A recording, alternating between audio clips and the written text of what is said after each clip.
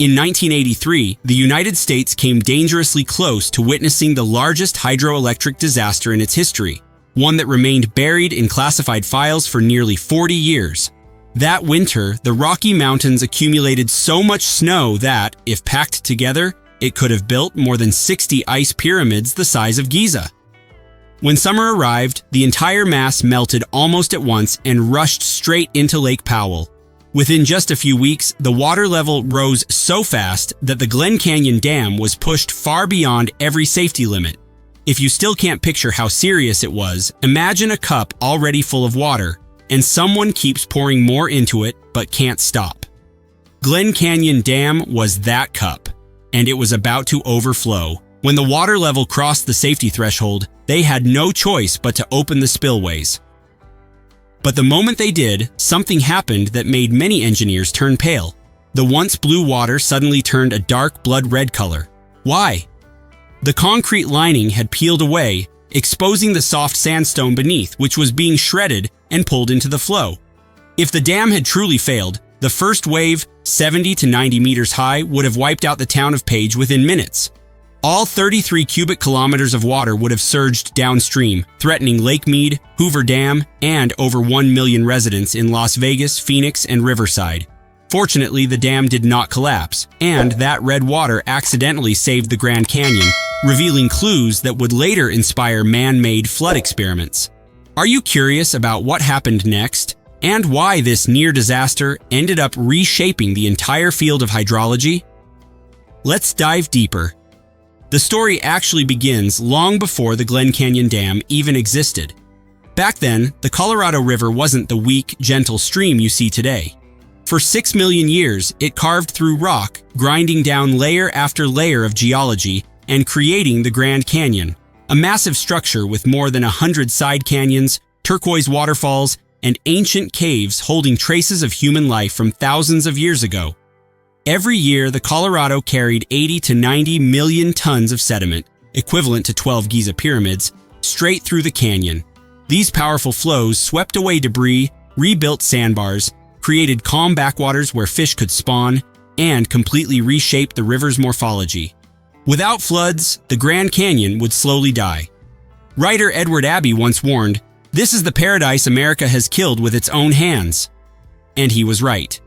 Everything began with the Colorado River Compact of 1922, a document signed using data from the wettest period in recorded history.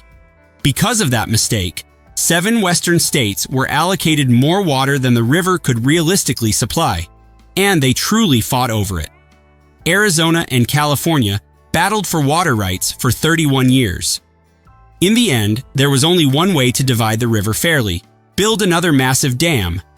From 1956 to 1966, the Glen Canyon Dam was constructed in northern Arizona, rising 220 meters high and stretching 487 meters across, blocking 186 miles of the Colorado River and creating Lake Powell, the second largest reservoir in the United States, capable of holding 33 trillion gallons of water, enough to supply the entire United Kingdom for a year. From upstream to downstream, 186 miles of river were completely transformed. Within just 10 years, the first warning signs appeared. Sandbars began to disappear. The reason? The dam trapped more than 90% of the sediment that had sustained the Grand Canyon for millions of years. The Colorado River lost the natural floods that once rebuilt it, like a body losing its heartbeat. Even worse, Lake Powell evaporated 7 to 10% of its water each year, equal to the annual usage of a major city. And here's something few people know. Lake Powell became a sediment prison. It trapped not only sand but also rocks, wood, nutrients, everything that once nourished the canyon's ecosystem. As a result, sandbars collapsed by 80–90%. The water became up to 10 times clearer, stripping away nutrients, while rock snot algae grew like wet paper and choked the flow. Humpback chub, the iconic fish of the Colorado, declined by more than 90%. Mesquite trees slowly died, while invasive species like tamarisk and camelthorn took over. Rocks from side canyons fell more frequently, piling up into natural walls that blocked the river's path.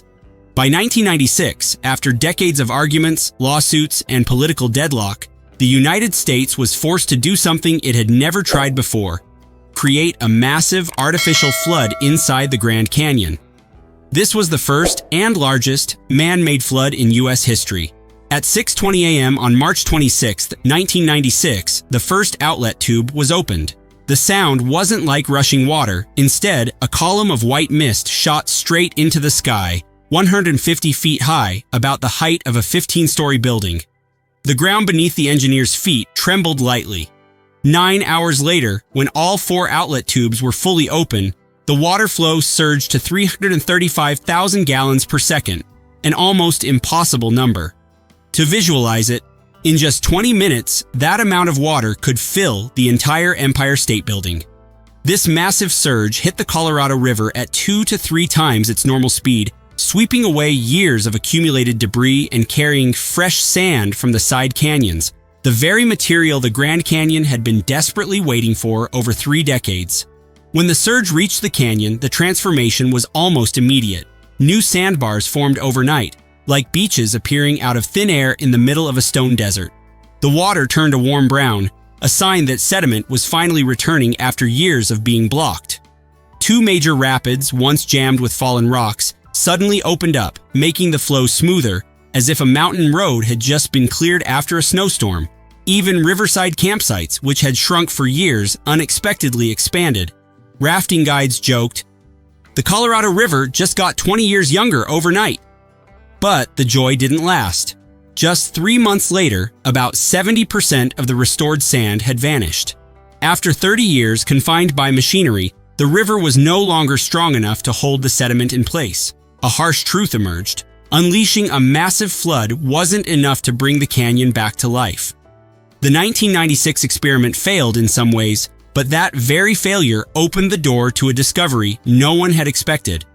Scientists began analyzing every tributary, every small branch flowing into the Colorado, and just a few months later, they identified the missing piece of the entire system: a small, seemingly insignificant river, the Paria. The Paria stretches only about 153 kilometers. Compared to the Colorado, it looks like nothing more than a creek beside the Nile. But the surprise was this: that tiny river carried 80–90% of all sediment entering Marble Canyon each year. If the Colorado River is a living body, then the Paria is the last artery still supplying blood, while the other tributaries have become malnourished because Lake Powell blocks the natural flow of sand.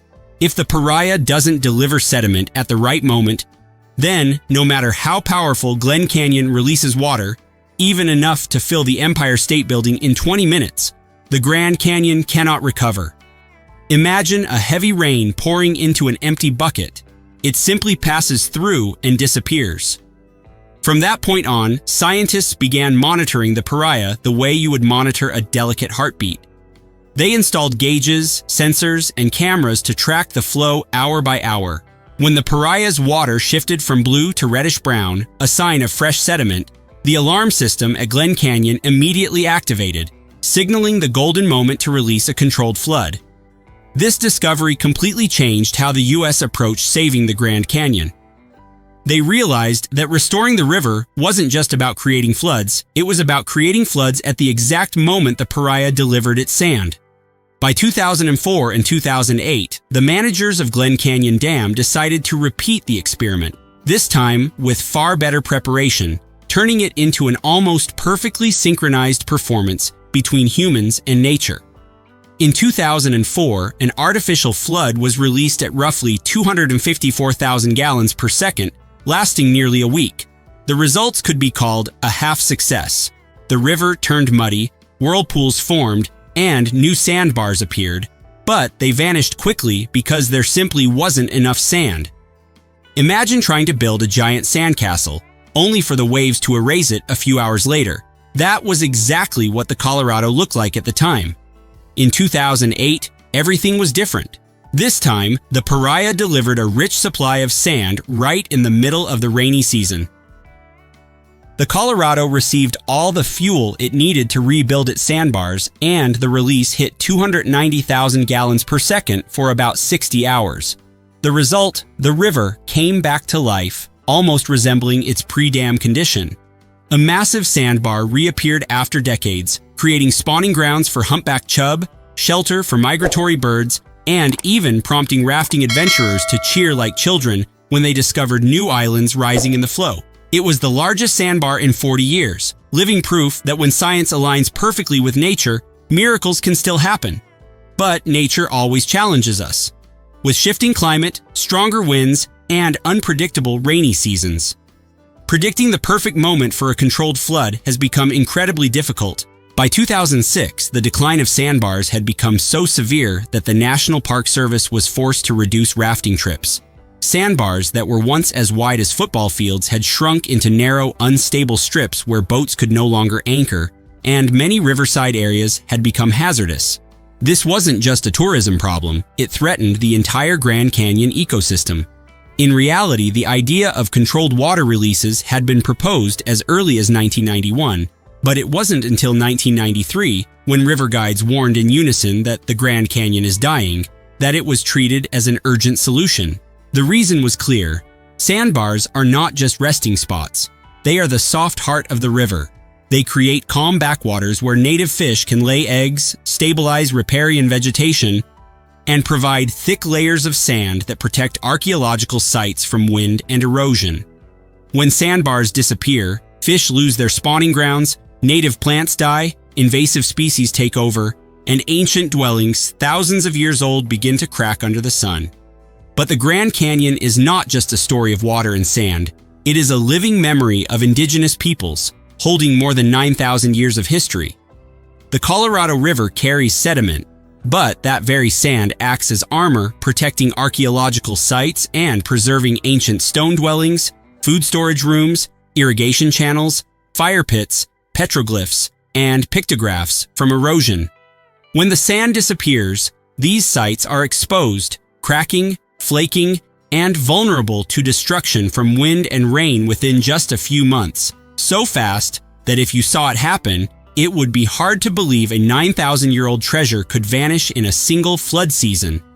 Most of these sites lie within the Grand Canyon NP River corridor, where water and wind are the most intense forces.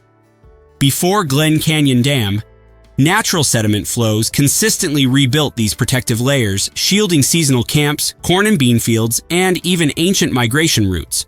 But once Lake Powell blocked the river, 90% of the sediment stopped flowing downstream. The protective blanket thinned, sites became exposed, and their deterioration accelerated. Controlled floods, when timed correctly, not only revive sandbars and restore ecosystems, but also act as a miracle that protects 9,000 years of human history, giving these archaeological sites a fighting chance to survive. After decades of trial and error, the U.S. Department of the Interior finally approved a new management plan for the Colorado River, deciding to conduct regular controlled releases from Glen Canyon Dam to restore the sandbars. The High Flow Release Program officially began in 2012, with the first release perfectly timed as the Paria River delivered about 700,000 tons of sand into Marble Canyon. The following releases in 2013-2014 continued to sustain the sandbar system. However, challenges remained. Between flood events, sandbars eroded rapidly, river levels dropped due to drought, and weaker, less frequent monsoon storms sharply reduced sediment supply. At one point, from 2018 to 2023, the program paused for 5 years, causing many sandbars to nearly disappear, as if the Grand Canyon were hibernating under a river held tightly in place. In April 2023, a 72-hour experimental release was carried out, the first major artificial flood after years of interruption. To grasp the sheer force of the event, 33 cubic kilometers of water were unleashed from Lake Powell, carrying hundreds of thousands of tons of sand, making the Colorado River boil and surge like a giant waterfall, while recreating backwaters, expanding sandbars, and even shielding parts of archaeological sites that are thousands of years old.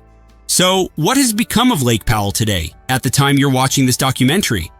Powell is now at the lowest level in its history, raising serious concerns among engineers about the concept of a dead pool. Can you imagine it? More than 40 million people depend directly on Colorado River water, 5.4 million acres of farmland rely on it, and 11 national parks, including the Grand Canyon, depend on that flow to maintain their landscapes and ecosystems. Even the 27,000 people who raft the river every year, the heart of America's rafting culture, are facing the possibility of losing that experience entirely. It's not just water, power is at risk too. As water levels drop, hydroelectric turbines can no longer operate, forcing power plants to fall back on coal and natural gas, a devastating setback in an era of rising global temperatures. And if the situation continues, within the next 100 years, the Colorado River could die in an ecological sense. A 200-year megadrought combined with a growing population and rising evaporation rates could dry out the river below the dam completely, turning the Grand Canyon into a scorching stone desert. So, should the Glen Canyon Dam be removed? According to the New York Times, building massive dams, once celebrated as monuments of the industrial age, was in reality a historic mistake. A growing movement has long advocated for restoring the Colorado, filling Lake Mead first, and draining Lake Powell. Their argument is that Glen Canyon is an engineering catastrophe. Lake Powell frequently sits near empty, evaporates billions of gallons of water every year, and strangles the Grand Canyon by trapping sediment, causing sandbars and thousands of years of cultural heritage to erode. If the dam were removed, the Colorado River could revive, sandbars could return, and the Grand Canyon could recover to a near-natural state, closer to what it was before the dam existed. But the decision is far from simple. The states that depend on Lake Powell and Lake Mead fear losing hydroelectric power, losing the ability to regulate water for agriculture and daily use, and disrupting the lives of millions of people. In short, removing the dam would mean a reborn Grand Canyon but a loss of water and energy control, while keeping the dam means the canyon struggles to survive, but people retain stable access to electricity and water. To avoid both of those dark scenarios, experts have been forced to combine a wide range of solutions: conservation, reuse, and technology. In agriculture, which consumes up to 70% of all Colorado River water, traditional irrigation systems lose 40 to 60% of what they use. By switching to drip irrigation, many farms in Arizona and California have cut their water consumption by 35 to 45% while increasing crop yields. If the entire lower basin adopted this approach, the annual water savings would equal the household use of 12 million people. In cities, places like Las Vegas are recycling up to 90% of their wastewater, turning it into new usable water instead of releasing it. Thanks to this system, even though the city's population has doubled over the past 30 years, total annual water consumption has actually decreased by 26%. California has even gone a step further by building desalination systems powered by solar and wind energy. A single plant producing 50-70 million gallons per day can supply water to more than 400,000 people without relying on the Colorado River, relieving pressure on both the upper and lower basins. On the technical side, engineers are deploying modular sand traps, mobile sediment catchers placed at tributaries like the Paria and Little Colorado. These traps capture hundreds of thousands of tons of sediment before Lake Powell swallows it, allowing sandbars to rebuild more quickly and protecting archaeological sites that are vulnerable to erosion. In the end, the story of the Colorado River and the Grand Canyon is not just about water, sand, or dams. It is a struggle for survival between humanity and nature. What do you think about removing or keeping the Glen Canyon Dam? And what are your thoughts on the solutions to save the Colorado River in the face of climate change? Leave a comment below, share your perspective, and subscribe to the channel to follow more epic stories about nature and the people who shape this planet. Together, we can understand and protect these vital wonders.